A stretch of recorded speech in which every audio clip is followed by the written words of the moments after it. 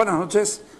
25 de marzo del año 2015, programa 48 del año, el 2186 del ciclo. Vamos a conversar con Guillermo Dávalos y José Antonio Prado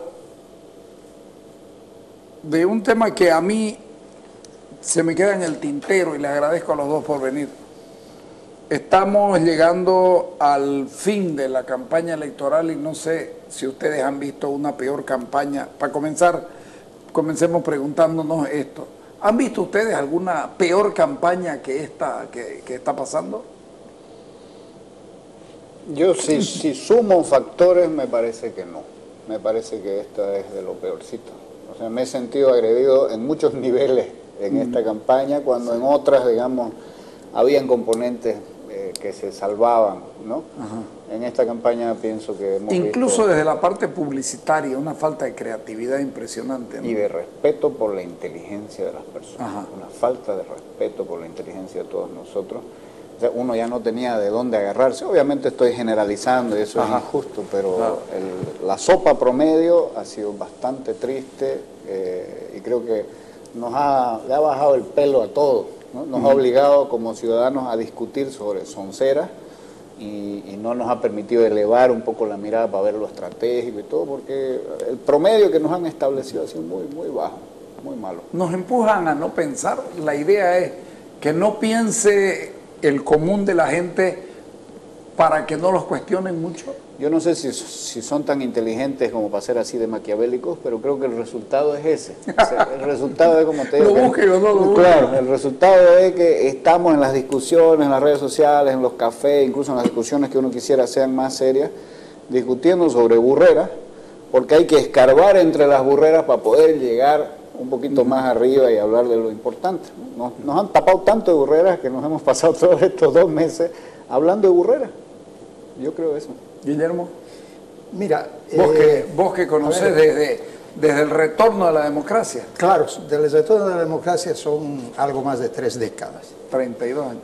Yo podría clasificar en 3 grandes periodos, desde el punto de vista de lo que estamos tocando, de las estrategias electorales, etc. Un primer periodo, yo creo que las campañas electorales tenían un profundo sentido ideológico, una gran movilización y un gran compromiso de las militancias, ¿no? Que eran las que desarrollaban las campañas, ¿cierto? Con mucho contenido, con muchísima participación, con imaginación, pero sobre todo mucho compromiso, ¿no? Vino, yo creo, un segundo periodo, lo que les gusta hablar del periodo neoliberal, etcétera, donde se empezaron a contratar estrategas de campañas. El ¿no? efectivismo. Entonces pero se hacían estrategias verdaderas, es decir, independientemente de que a uno le agrade o no, incluso desde el punto de vista ético, etcétera. Yo recuerdo esa campaña como Sánchez de Lozada volcó los resultados sí se puede. Con el bombón, ¿no es cierto? Sí. O sea, eran verdaderos estrategas de campaña, ¿no es cierto? Yo creo que ese fue el segundo periodo. Y este es el periodo de la degradación. Es decir, no hay ni lo uno ni lo otro, ¿no es cierto? Es decir, es lo más artesanal desde el punto de vista de estrategias electorales, ¿no? ¿A qué se reducen las campañas? Se reducen unos cuantos spots, unos afiches, unas gigantografías y banderitas en toda la ciudad. Y 3 o 4 eslogans, ¿no es cierto? Y punto. Es decir, uno no sabe cómo diferenciar una candidatura de otra. Claro, lo sacas uno, lo pones en un lado y lo pones al otro, haces un enroque y funciona para los dos. Exactamente, ¿no es cierto? Entonces, yo creo que hay una degradación, ¿no es cierto? Y además, desde el punto de vista ya de artística, creativa, etcétera, es totalmente artesanal. Es decir, como digo, se reduce a lo que estoy señalando, es decir, no hay ninguna estrategia, yo no encuentro una estrategia, ¿cierto? Es decir, no creo que sea estrategia, por ejemplo, decir vamos a hacer lo que falta, ¿no es cierto? O decir vamos a cambiar con todos, o decir no es una estrategia, ¿no es cierto? Así es. Entonces, yo creo que estamos en un mal periodo, ¿no? Es decir, viendo a lo largo de todo el periodo. Pero nos obligaron a debatir temas que eran insustanciales, entrar a la misma lógica desarrollista cuando No hay duda que necesitamos urgentemente el cambio del modelo de desarrollo cruceño porque ya se agotó. Digamos que el desarrollismo ya se agotó y toca la gente que camina por encima del cemento, por decir algo. Y en este sentido les pregunto a ustedes, ¿qué le faltó a la gente por discutir? Vos. Yo veo que han habido temas estructurales que se tocaron y que hay que tocarlos, ¿no? Que son tradicionales, transporte público, seguridad ciudadana, redes de mercados, etcétera, etcétera. Y yo he visto con satisfacción pero no se los debatió profundamente. No profundamente, sí. No se tocó algunos nervios que están por debajo, ¿no? Se hicieron propuestas, en algunos casos hubo tiempo para que esas propuestas fueran más o menos expuestas técnicamente, ¿no? Pero los nervios políticos que hay por debajo no los tocaron, salvo los candidatos con menos posibilidades de acceder al curiosamente sillón, que fueron obviamente los que tienen menos que perder, sí. Entonces ellos sí pisaron callo, ¿no? Pero en general no hubo tal. Además aquí hay una enorme distorsión, o sea, el hecho de que el candidato que va de primero en las encuestas no es habido por ninguna parte, ¿no es cierto? Y no contesta nada a no ser a través de sus funcionarios, etcétera. Eso te genera una distorsión enorme, que estamos debatiendo sin escuchar qué planea uno de los personajes. ¿Qué piensa de verdad el más importante de los candidatos? Su equipo, etcétera, ¿no? Eso genera una distorsión. Yo, sin embargo, quiero destacar dos cosas positivas antes de volcarme en lo que queremos lamentar. Y es uno, que ha habido una interesante cantidad de debates. Ello no necesariamente lleva a la calidad, pero sí es una base. Ha habido harto debate. Los candidatos han asistido, en su mayoría, a casi todos los debates a los que se los ha invitado. Eso es algo que hay que destacar. Y una cosa que en particular a mí, que trabajo en el área, me ha dado satisfacción, es que todos ellos, salvo el ausente, han hablado de formación ciudadana por primera vez en una campaña municipal. Todos lo han tocado como tema estratégico, algunos más, otros menos, algunos han explicado de qué manera dentro del organigrama van a trabajarlo como líneas estratégicas, otras solo los han mencionado, pero ya es un tema que se ha posicionado. Y para nosotros esa es la ventana justamente a lo que decías vos. O sea, cómo trabajamos con la gente, cómo acomodamos a la gente en esta base insulsa que es el cemento, ¿no es cierto? Y que por sí solo no resuelve problemas, en algunos casos los empeora. Entonces, para mí esa ventanita se abrió y es muy importante, creo que hay que destacarlo. Se habla ya de cultura ciudadana. Sí, pero hay que reordenar toda la ciudad. El modelo de desarrollo de la ciudad hay que... Yo le preguntaba incluso en algún momento a Roberto Fernández y al propio Gary Prado si estaban dispuestos a hacer una segunda revolución urbana, porque la primera la hizo Sandoval Morón en el 56, si no me equivoco, si no me falla la memoria. Sí.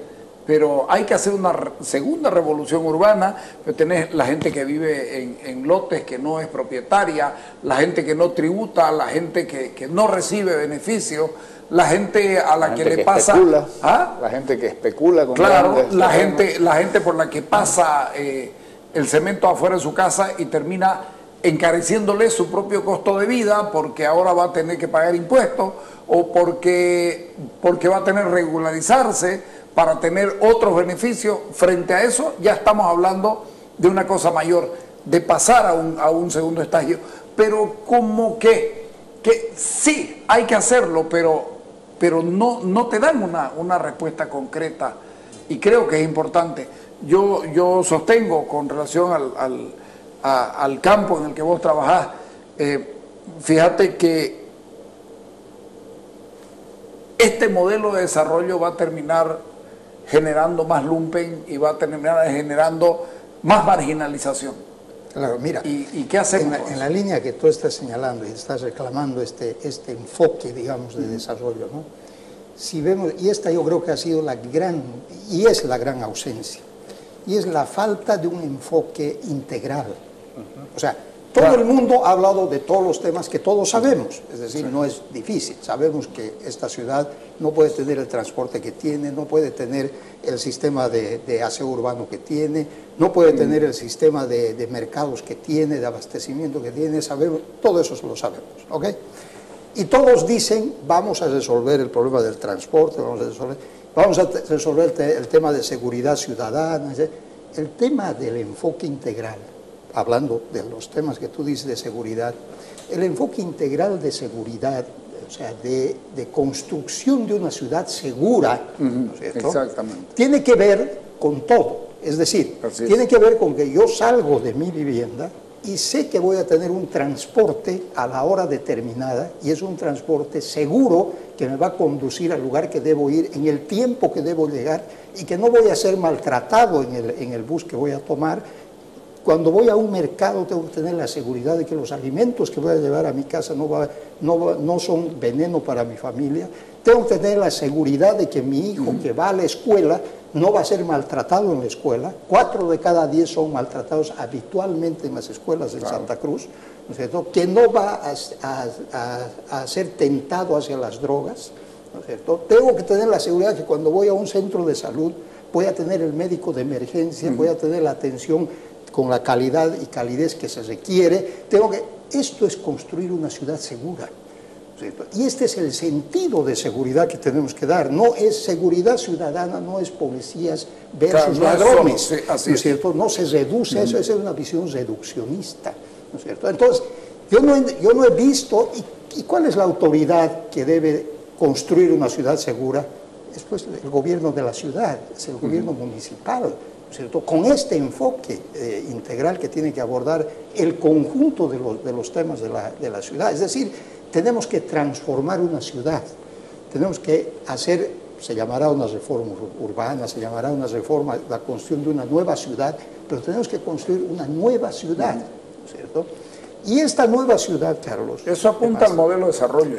Mira, y esto no es novedad, es decir, no es que tenemos que descubrir aquí el agua tibia, en fin, no.